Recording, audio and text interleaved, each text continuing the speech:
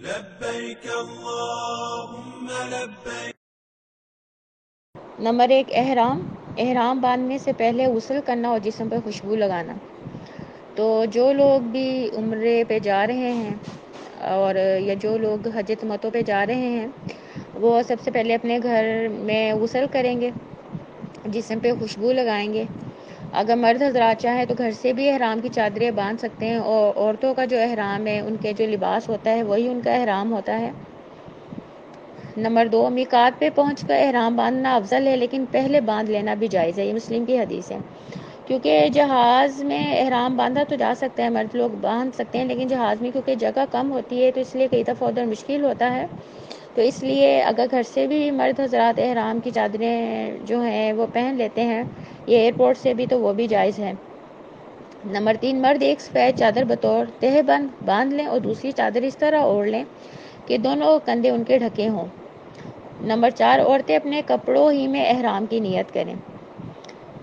اب جو ہے آپ عورتیں و مرد جو گھر سے نکلے ہیں انہوں نے غسل کیا ہے اور مردوں نے چادریں باندھ لی ہیں، عورتوں نے جو لباس پہن لیا ہے، اس کے بعد پھر ہم نے نیت کرنی ہوتی ہے عمرے کی، اور عمرے کی جو نیت ہے وہ جدہ ایئرپورٹ جب ہم پہنچنے والے ہوتے ہیں تو اس سے پہلے جہاز میں اناؤنسمنٹ کر دی جاتی ہے۔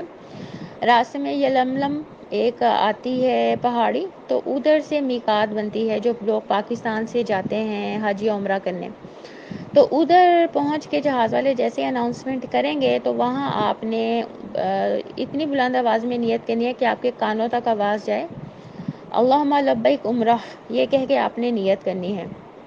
اب نیت کرنے کے بعد آپ احرام کی پابندیوں میں آ جاتی ہیں، اور جب تک پھر آپ سب کا عمرہ پورا نہیں ہو جائے گا تو جو پابندیاں اللہ تعالیٰ نے عائد کی ہیں ان کے اندر رہ کے ہمیں ہر کام کرنا پڑے گا۔ اس میں سب سے ایک پابندی یہ ہے کہ خوشبو والا صابن نہیں استعمال کر سکتے، نہ نہانے کے لیے نہ ہاتھ دھونے کے لیے، تو بغیر خوشبو والا صابن جو ہے وہ آپ سب لوگ اپنے پاس رکھ لیں کہ اگر کسی کو ہاتھ وغیرہ دھونے کی ضرورت پیش آئے تو وہ جو بغیر خوشبو والا صابن ہے اس سے ہاتھ دھوئیں، اور اس کے بعد آپ نے کوئی پرفیوم یا خوشبو بھی استعمال نہیں کرنی، وہ منع ہے۔ آپ نے نیت کر لی جہاز میں تو پھر آپ نے تلبیہ جو ہے وہ پکارنا شروع کر دینا ہے۔ جو عورتیں ہیں وہ آہستہ آواز میں تلبیہ پڑھیں گی، اور جو مرد حضرات ہیں وہ تھوڑی سی اونچی آواز میں تلبیہ جو ہیں وہ پڑھیں گے۔ لبیک اللہم لبیک، لبیک لا شریک لک لبیک، ان الحمد والنعمت لک والملک لا شریک لک۔ تو یہ تلبیہ کے الفاظ ہیں، یہ سب لوگ یاد کر لیں اور کثرت سے اس کو آپ نے پڑھنا ہے۔ آپ نے جب تک خانہ کعبہ پہنچ نہیں جانا، عمرہ شروع کرنے سے پہلے تک مسلسل تلبیہ جو ہے وہ آپ سب لوگوں نے پکارتے رہنا ہے۔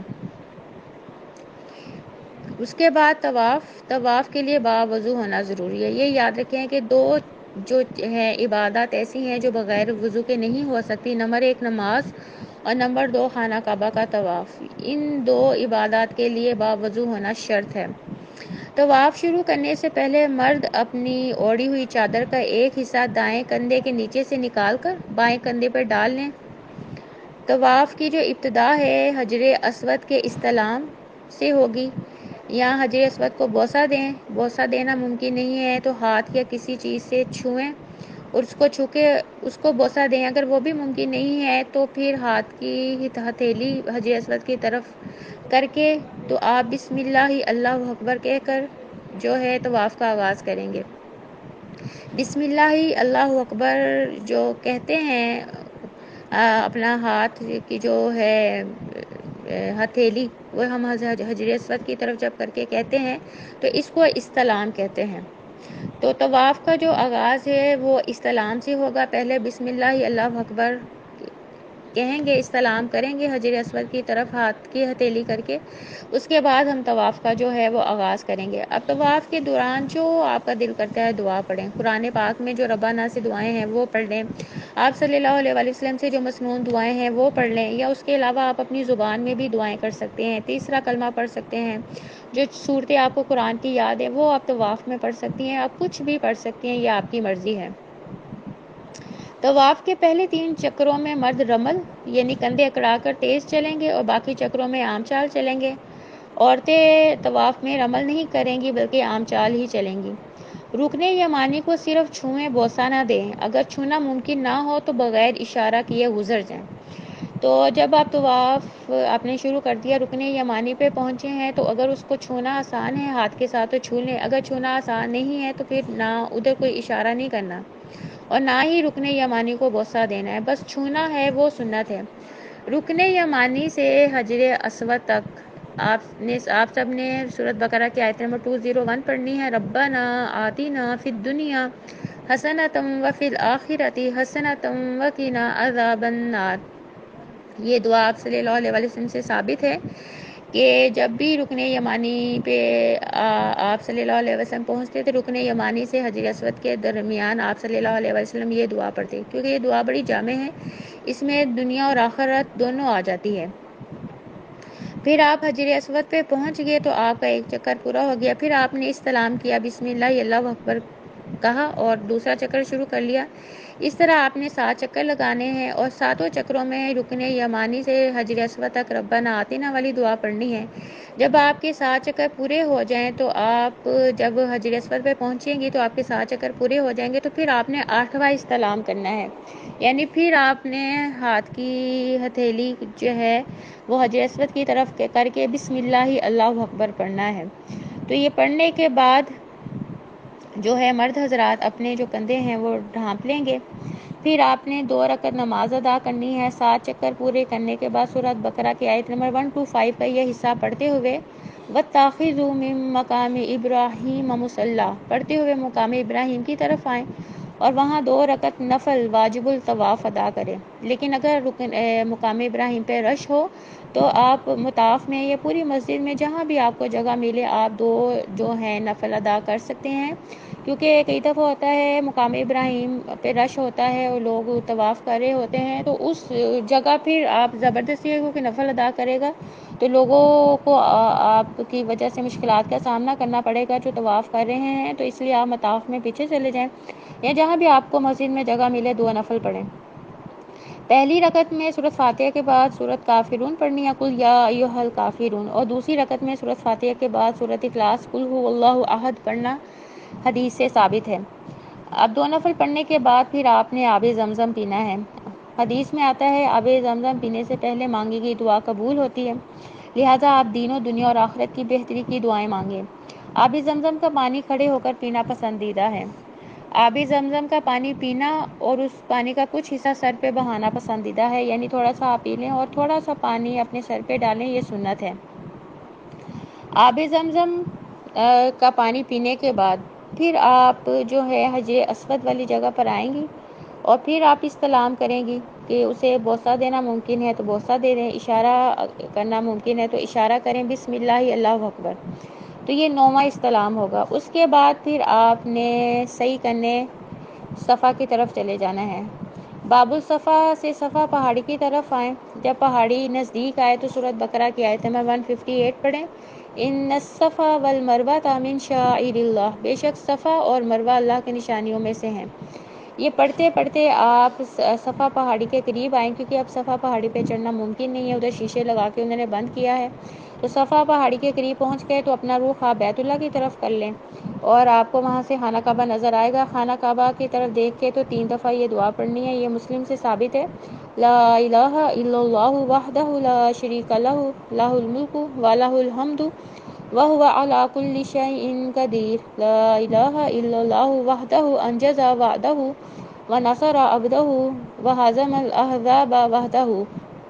اللہ کے سوا کوئی معبود نہیں، وہ اکیلا ہے، اس کا کوئی شریک نہیں، بادشاہی اور تعریف اسی کے لیے ہے اور وہ ہر چیز پر قادر ہے۔ اللہ کے سوا کوئی معبود نہیں، وہ اکیلا ہے، اس نے اپنا وعدہ پورا کیا اور اپنے بندے کی مدد فرمائی اور تمام لشکروں کو تنہا شکست دی۔ تو یہ آپ نے 3 دفعہ دعا پڑھنی ہے خانہ کعبہ کی طرف رخ کر کے۔ جب 3 دفعہ آپ دعا پڑھ لیں تو اس کے بعد آپ نے صفا سے مروہ کی طرف چلنا شروع کر دینا ہے اور صفا سے مروہ کے درمیان جو مرضی آپ کی دعا مانگنے کو دل کرتا ہے وہ کریں، تیسرا کلمہ پڑھ لیں، قرآن کی آیات کی تلاوت کر لیں، قرآن پاک سے جو دعائیں ثابت ہیں وہ پڑھ لیں، آپ صلی اللہ علیہ وسلم سے جو دعائیں ثابت ہیں وہ پڑھ لیں، یا اپنی زبان میں بھی آپ دعائیں کر سکتی ہیں۔ صفا مروہ کی سعی کے دوران سب ستونوں کے درمیان مرد تیز چال چلیں گے اور عورتیں جو ہیں وہ عام چال چلیں گی۔ اس طرح جب آپ صفا سے مروہ پہنچیں گی تو آپ کا ایک چکر پورا ہو جائے گا۔ مروہ پہنچ کے آپ نے پھر اپنا جو چہرہ ہے وہ خانہ کعبہ کی طرف کرنا ہے، اور یہی دعا جو اوپر میں نے آپ کو بتائی ہے، لا الہ الا اللہ وحدہ لا شریک لہ والی 3 دفعہ آپ نے دعا پڑھنی ہے۔ تو اس کے بعد آپ نے پھر مروہ سے صفا کی طرف آنا ہے۔ تو اس طرح صفا سے مروہ تک ایک چکر شمار کر کے 7 چکر پورے کریں، اور آپ کا جو 7واں چکر ہے وہ مروہ پہ پورا ہوگا۔ اور ہر چکر میں یعنی صفا جب آپ پہنچے تو پھر خانہ کعبہ کی طرف رخ کر کے 3 دفعہ وہ دعا پڑھنی ہے، جب مروہ پہنچے تو پھر خانہ کعبہ کی طرف رخ کر کے وہ دعا پڑھنی ہے، اور صفا و مروہ کے درمیان جو آپ کا دعا مانگنے کو دل کرتا ہے وہ آپ دعائیں پڑھیں۔ آخری جو سٹیپ ہے عمرے کا وہ ہے حلق یا قصر۔ صحیح کے بعد مرد اپنے سر کے سارے بال کٹوا دیں یا منڈوا دیں، یہ مسلم کی حدیث ہے۔ مرد کے لیے بال کٹوانے سے منڈوانا زیادہ افضل ہے۔ خواتین صرف 1 یا 2 پور انگلی کے برابر بال کاٹیں۔ اب جو مرد حضرات ہیں وہ پہلے اپنے بال جو ہے وہ منڈوا دیں یا کٹوا دیں، اس کے بعد جو محرم عورتیں ان کے ساتھ گئی ہیں تو مرد کسی ایک عورت کے بال کاٹ دے تو وہ عورت بھی باقی جو محرم عورتیں ان کے ساتھ گئی ہوئی ہیں اس کے بال کاٹ سکتی ہیں، کیونکہ عورت خود اپنے بال نہیں کاٹ سکتی، اس لیے کہ احرام کی پابندیوں میں جب آ جاتے ہیں نہ ہم بال کاٹ سکتے ہیں، نہ ناخن کاٹ سکتے ہیں، نہ خوشبو لگا سکتے ہیں، نہ خوشبو والا صابن شیمپو کچھ استعمال کر سکتے ہیں۔ تو اس لیے عورت خود اپنے بال نہ کاٹے، یا تو اس کے ساتھ جو مرد محرم گیا ہے وہ پہلے اپنے بال منڈوا دے، اس کے بعد وہ عورت کے آ کے کاٹ دے۔ اگر ایسا ممکن ہے تو مسجد میں کئی خواتین ہوتی ہیں جو اس میں احرام کی پابندیوں میں نہیں ہوتی، تو عورت کسی اور عورت سے بھی بال کٹوا سکتی ہے۔ بال کاٹنے کے بعد الحمدللہ آپ کا عمرہ مکمل ہو گیا، احرام کی پابندیاں ختم ہو گئی، اب آپ کوئی بھی لباس پہن سکتے ہیں۔ اللہ تعالیٰ قبول فرمائے، آمین۔ تو یہ مختصر سا عمرہ کرنے کا سنت طریقہ تھا۔ اللہ تعالیٰ ہم سب کو سنت طریقے سے عمرہ کرنے کی توفیق عطا فرمائے، آمین۔ سبحانک اللہم و بحمدک، اشہد ان لا الہ الا انت، استغفرک و اتوب الیک۔